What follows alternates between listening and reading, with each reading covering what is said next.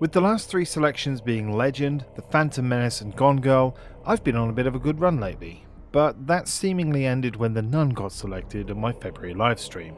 Now this might not be a bad film, but modern horror really doesn't do it for me anymore, being overly reliant on jump scares, and I know before watching that this film is part of a much bigger franchise. For those keeping score, The Nun is a spin-off from The Conjuring 2, which is part of the Conjuring universe, which to date has 8 movies, and 2 more to come, including a sequel to The Nun. Released in 2018, The Nun follows the story of one of the monsters from The Conjuring 2. I imagine it'd be like doing a movie about Fat Bastard from Austin Powers.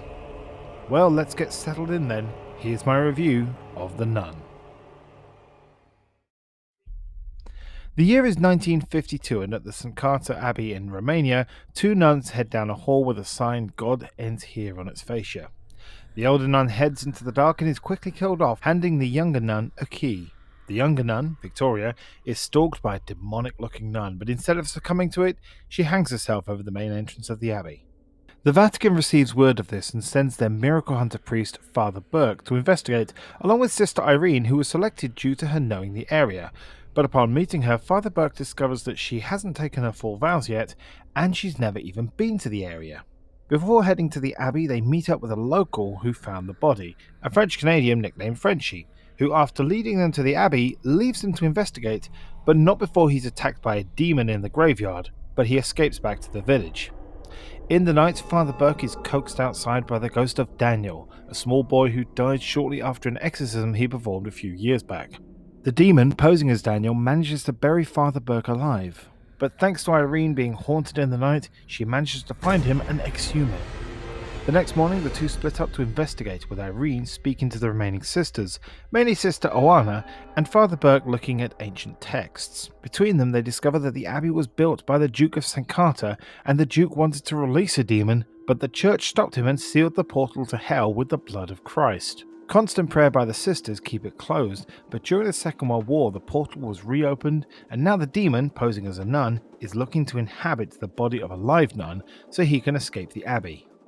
That night, Irene finds the door marked "God ends here," and armed with the key found in Victoria's body, she heads in alone where she comes face to face with the demon nun. Before she's killed though, she's rescued by Oana, who tells her to go to the altar, but when Irene arrives, Oana is already dead. The rest of the sisters arrive and desperately pray together to keep the demon at bay. It doesn't help though, as they're flung across the room and Irina is scratched with a pentagram on her back. Meanwhile, Father Burke has found his way into the cold storage where deliveries are made and is about to be attacked by a reanimated corpse when Frenchie suddenly arrives and saves him, armed with a shotgun. The 2 men find Irene, but the rest of the sisters are nowhere to be seen, save for Oana's body, which now appears to have been dead for some time. After the body attacks Father Burke and Frenchie shoots it in the head, the 3 of them decide to finish off the demon once and for all and seal it back to hell, but first, Irene takes her full vows and becomes a proper nun. The 3 discover a secret chamber where the blood of Christ is stored and head to the portal, but the 3 are separated. By the time Frenchie finds Irene, she has been possessed by the demon nun. Frenchie manages to rescue Irene though by using a small amount of the blood of Jesus, but nearly gets killed for his trouble. The chamber starts to flood and the demon tries to drown Irene, but she secretly takes the rest of Jesus' blood in her mouth and spits it into the demon's face. This is enough to seal the demon back into the portal, but leaves Irene for dead. Frenchie, who survived the battle with the demon, comes in to give Irene CPR and rescue her. The 2, plus Father Burke, leave after burying the bodies of the sisters, but no one notices the upside-down crucifix on the back of Frenchie's neck. It turns out that the demon managed to possess Frenchie during the fight. 20 years later, footage of an attempted exorcism of Frenchie is shown to a class, which leads to the events of The Conjuring.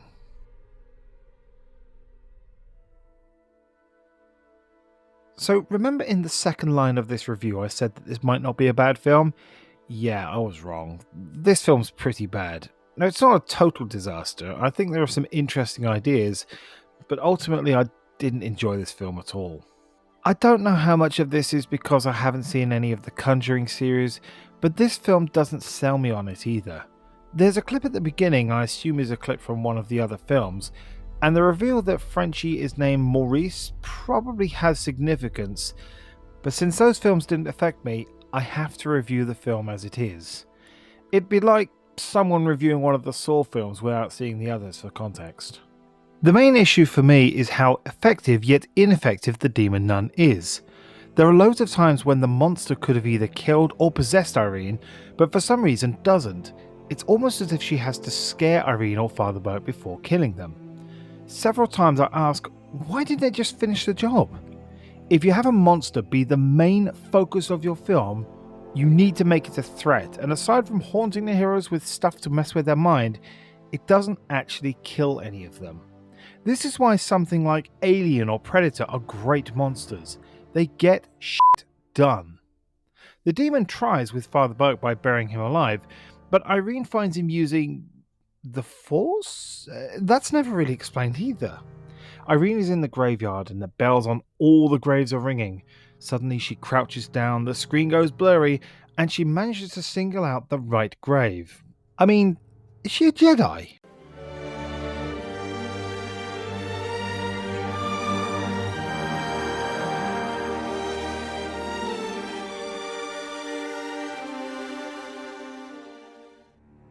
Father Burke doesn't seem to do much either, especially in the final scene. After he accepts Irene's full vows, he becomes surplus to the story, so to come back to my earlier point, why not kill him to make the monster seem effective? Now, I did a little bit of that fancy research because the taking of full vows at that moment seemed a little bit hokey, and it turns out that, yeah, that could have happened. As long as Irene had taken her temporary vows 3 years before, she could have taken her full vows at any time afterwards. I would have liked this mentioned in the dialogue before though. I don't recall it being mentioned, and so it came across as very plot convenient.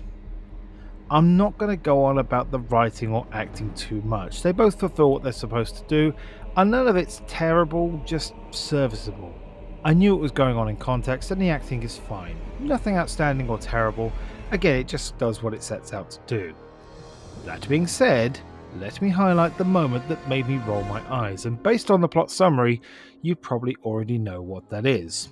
Sister Irene, full nun at this point, takes the literal blood of Jesus Christ in her mouth and spits it in the demon's face. Who wrote that? As I mentioned in the Mother review, I'm not a religious expert, and I'm not offended by religious symbolism, but even I found that in bad taste. No pun intended. Honestly, the feeling I had watching this film was more boredom than anything. It never scared me or never made me jump, mainly because every jump scare can be telegraphed a mile away. When the action becomes quiet or silent and the film zooms in on a dark area, you can usually expect the jump scare.